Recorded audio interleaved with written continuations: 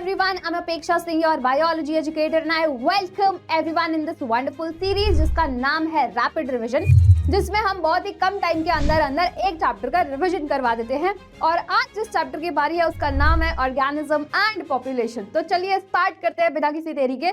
सबसे पहले हम लोग समझते हैं पॉपुलेशन का मतलब क्या होता है, मतलब है ना, यहाँ पर एक ऐसा ग्रुप ऑफ इंडिविजुअल जो एक ही स्पीशीज से बिलोंग करता है इन एन एरिया, उसको हम क्या बोलेंगे, पॉपुलेशन बोलते हैं। अच्छा, यहाँ पर अब हम बात करने वाले हैं कि पॉपुलेशन एट्रीब्यूट्स क्या होते हैं। ठीक है, तो यहाँ पर पॉपुलेशन एट्रीब्यूट में सबसे पहले आ जाएगा birth rate and death rate, दूसरा आ जाएगा आपका सेक्स रेशो, तीसरा आ जाएगा पॉपुलेशन डेंसिटी और चौथा आ जाएगा पॉपुलेशन एज। ठीक है, अब यहाँ पर सबसे पहले हम लोग बात करने वाले हैं birth rate and death rate क्या होती है। तो यहाँ पर बर्थ रेट का मतलब क्या होगा, नंबर ऑफ बर्थ, कितने नंबर ऑफ बर्थ हो रही है किसी भी पॉपुलेशन में, या फिर डेथ रेट का क्या मतलब होगा, नंबर ऑफ डेथ, कितनी डेथ हो रही है किसी भी पॉपुलेशन में, वो क्या कहलाएगा, बर्थ रेट और डेथ रेट कहलाएगा। फॉर एग्जाम्पल, यहाँ पर एग्जाम्पल दिया हुआ है, एक पॉन्ड में लास्ट रिकॉर्डेड पॉपुलेशन कितना दिया हुआ है, 20 लोटस प्लांट दिया हुआ है। ठीक है, अब यहाँ पर 8 नए लोटस, या फिर उनको आप बेबी लोटस प्लांट बोल सकते हो, ये नए आ गए हैं, तो टोटल पॉपुलेशन कितनी हो जाएगी, 28 हो जाएगी। अगर आपको यहाँ पर बर्थ रेट रेशो निकालना है तो यहाँ पर आपको ये फॉर्मूला लगाना पड़ेगा, दैट इज n अपॉन में nt। ठीक है, n क्या है यहाँ पर डिफरेंस और nt क्या है, लास्ट रिकॉर्डेड पॉपुलेशन। तो यहाँ पर डिफरेंस कितना आ जाएगा, 8।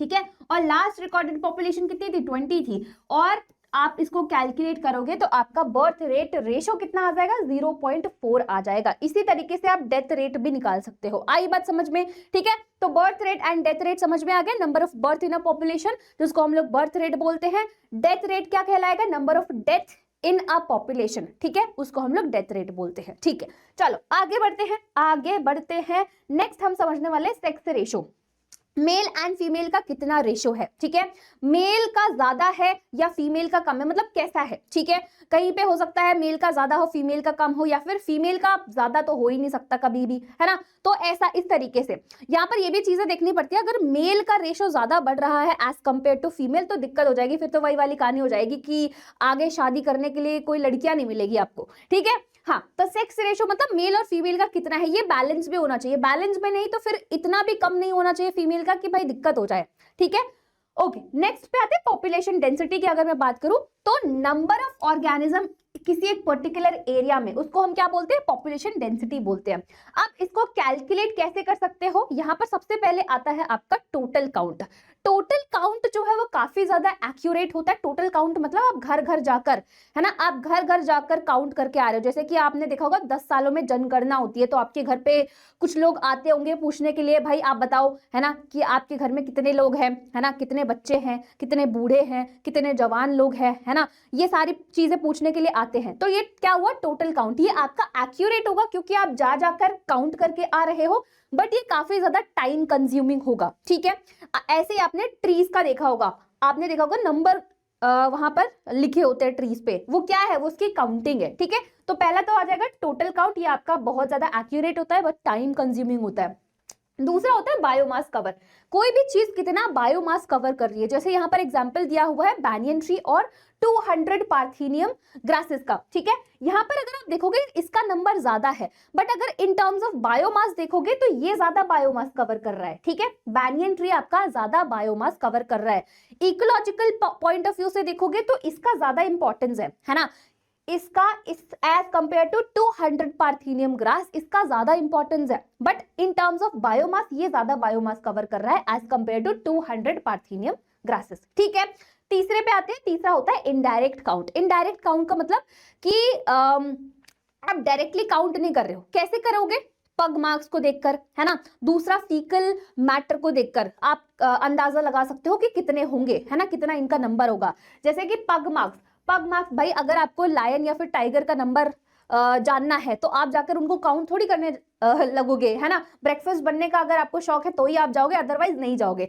तो जैसे पग मार्क्स को देखकर आप अंदाजा लगा सकते हो कि इस पर्टिकुलर एरिया में कितने नंबर ऑफ टाइगर्स होंगे या फिर कितने नंबर ऑफ लायन होंगे, इस तरीके से। ठीक है, फिर आता है रिलेटिव डेंसिटी। रिलेटिव डेंसिटी क्या होता है, total of organism of a species. यहाँ पर हम लोग कंपेयर करते हैं, है ना, रिलेशन देखते हैं, total of organism of a species upon में total number of organism of all species, a species और अपॉन में कितने टोटल नंबर ऑफ ऑर्गेनिज्म है सारे स्पीशीज के इनटू में 100, और इस तरीके से आप क्या निकाल सकते हो, रिलेटिव डेंसिटी निकाल सकते हो। तो यहाँ पर बेसिकली जैसे मैंने बोला कि यहाँ पर आप रिलेशन देखते हो, तो यहाँ पर स्टडी होती है एक स्पीशीज की with respect to another species, ठीक है, with respect to other species, जिसको हम क्या बोलते हैं, रिलेटिव डेंसिटी। रिलेटिव मतलब रिलेशन, ठीक है, एक स्पीशीज का आप स्टडी करना चाहते हो with respect to other species, तो that is called relative density. आई बात समझ में? चलिए, बहुत ही बढ़िया बात है। अब थोड़ा सा और आगे बढ़ जाते हैं और नेक्स्ट हम लोग बात करने वाले हैं पॉपुलेशन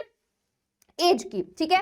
तो इसमें पहला आता है आपका प्री रिप्रोडक्टिव। प्री रिप्रोडक्टिव क्या होगा, जहां पर आपके जो बच्चे होंगे, है ना, जो अभी रिप्रोड्यूस नहीं कर सकते हैं, है ना, अभी अडल्ट नहीं हुए हैं, पैसा नहीं कमा सकते हैं, तो ये वाला एज ग्रुप क्या कहलाएगा आपका, प्री रिप्रोडक्टिव। रिप्रोड्यूस करने से पहले वाला जो एज ग्रुप होगा जिसमें सारे बच्चे वगैरह आ जाएंगे, ये क्या कहलाएगा आपका, प्री रिप्रोडक्टिव एज कहलाएगा। दूसरा होता है रिप्रोडक्टिव। रिप्रोडक्टिव मतलब जो अभी रिप्रोड्यूस कर सकते हैं, ऑफस्प्रिंग प्रोड्यूस कर सकते हैं, कमा सकते हैं, है ना, जो अडल्ट हो गए, ये किसके अंदर आ जाएंगे, आपके रिप्रोडक्टिव एज में आ जाएंगे। फिर आता है पोस्ट रिप्रोडक्टिव। पोस्ट रिप्रोडक्टिव का क्या मतलब होगा कि जो अब ये कैपेबिलिटी को लूज कर चुके हैं, मतलब वही जो जितने भी ओल्ड इंडिविजुअल्स है वो किसके अंदर आ जाएंगे, आपके पोस्ट रिप्रोडक्टिव के अंदर आ जाएंगे। तो समझ में आ गया प्री रिप्रोडक्टिव क्या होता है, रिप्रोडक्टिव क्या होता है और पोस्ट रिप्रोडक्टिव क्या होता है। अब इसी के बेसिस पे आपको पिरामिड्स देखने हैं। तो यहाँ पर 3 टाइप के पिरामिड्स आपको दिखाए गए हैं। एक हो गया एक्सपैंडिंग, दूसरा हो गया स्टेबल और तीसरा हो गया डिक्लाइनिंग।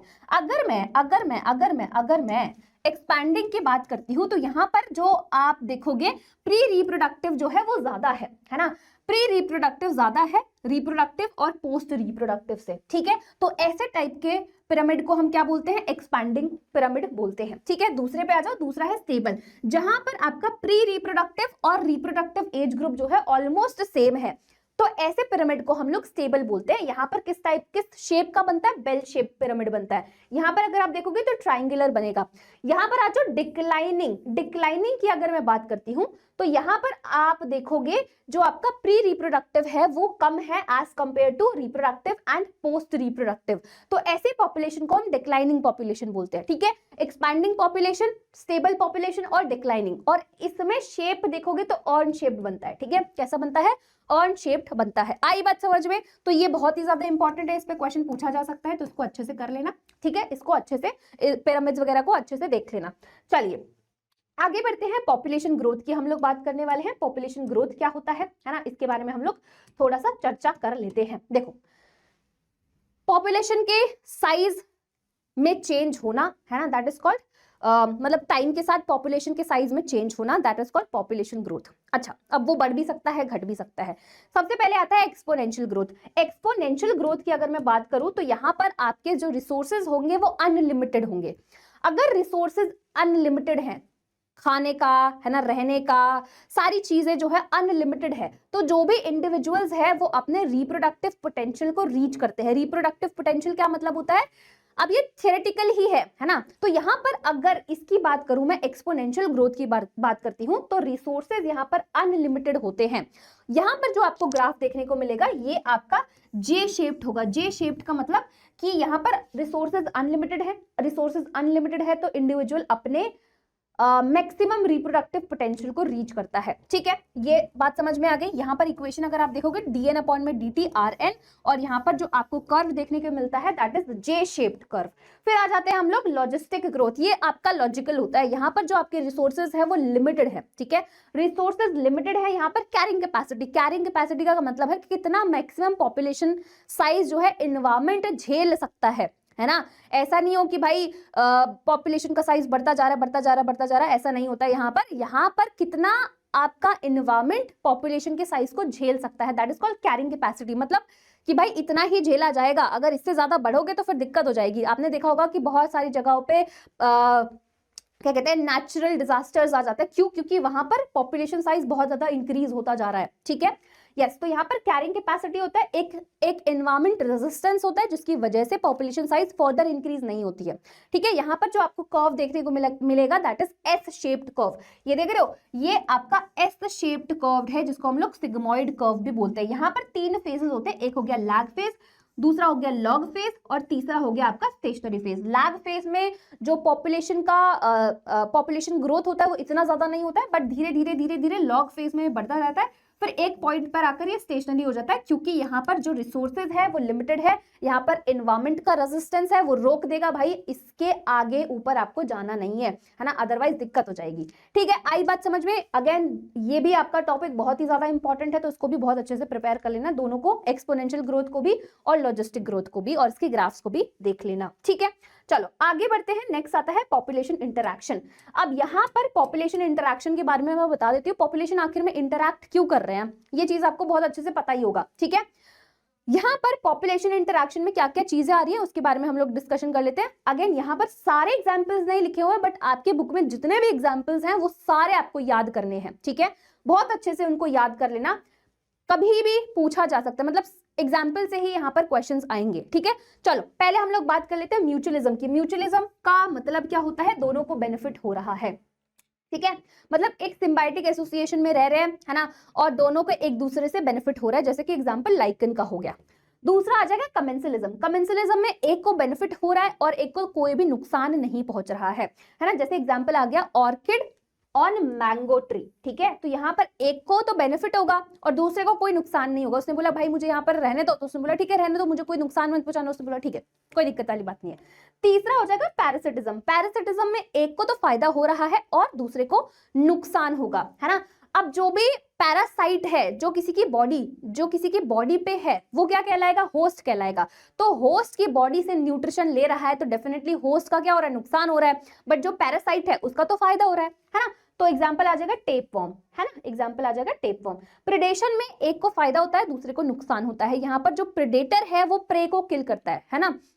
प्रेडेटर क्या हो जाएगा, शिकारी हो जाएगा, और प्रे क्या हो गया, जो जिसका शिकार होगा वो क्या कहलाएगा, प्रे कहलाएगा। ठीक है, और साथ ही साथ ये जो आपका प्रेडेटर है वो प्रे के पॉपुलेशन को भी कंट्रोल करता है। एग्जाम्पल डियर और टाइगर का आप ले सकते हो। फिर आ जाता है कंपटीशन। कंपटीशन में भाई किसी का फायदा नहीं होता है ना, कंपटीशन में दोनों का ही नुकसान होता है। आज आप भिड़ले लड़ते रहते हैं, दोनों को ही नुकसान होता है ना, दोनों स्पीशीज हार्म होती है, यहाँ पर लिमिटेड रिसोर्सेज होते हैं। एमेंसलिज्म की अगर मैं बात करूं तो यहाँ पर एक को नुकसान होगा और एक को कोई ही फर्क नहीं पड़ेगा। एग्जाम्पल पेनिसिलियम हो गया। ठीक है, तो ये हो गए आपके पॉपुलेशन इंटरैक्शन। जैसे मैंने बोला इसके सारे एग्जाम्पल्स देखो, यहाँ पर पॉसिबल नहीं था कि मैं सारे एग्जाम्पल्स आपको करवाऊं, तो सारे एग्जाम्पल्स पॉपुलेशन इंटरैक्शन के आपको लर्न करना है। ठीक है, याद करना है, एक भी छोड़ना नहीं है। ठीक है, क्योंकि यहां से क्वेश्चन एग्जाम्पल्स पे ही पूछा जाएगा। ऑल राइट, और इसी के साथ आपका ये जो प्यारा सा चैप्टर है ना, वो समाप्त होता है। ठीक है, जिन बच्चों को लग रहा होगा कि भाई ये वाला वीडियो देख के हमारा पूरा चैप्टर खत्म हो जाएगा, अच्छे से समझ में आ जाएगा, तो नहीं होगा। पहले बता दीजिए डिस्क्लेमर, है ना। इसको अगर आपको इस वीडियो का अगर यूज उठाना है, लुफ्त उठाना है, तो आपको सबसे पहले 1 शॉट्स कंप्लीट करने पड़ेंगे। 1 शॉट्स कंप्लीट करने के बाद अगर आप ये वीडियो देखोगे तो ही आपके बेनिफिट में होगा। अगर रिवीजन करने आए हो, है ना, क्विक रिवीजन अगर आपको चाहिए तो ही आपके फायदे के लिए होगा, अदरवाइज नहीं होगा। अगर आपको 1 शॉट देखना है तो डिस्क्रिप्शन में लिंक होगा, वहां से आप 1 शॉट को देख सकते हो। उसके बाद इस पे आओगे तो आपको समझ में आ जाएगा। ठीक है, चलिए इसी बात पे हम वीडियो को एंड करते हैं। मिलेंगे नेक्स्ट वीडियो में, तब तक के लिए bye, tata, take care and पढ़ाई करते रहो।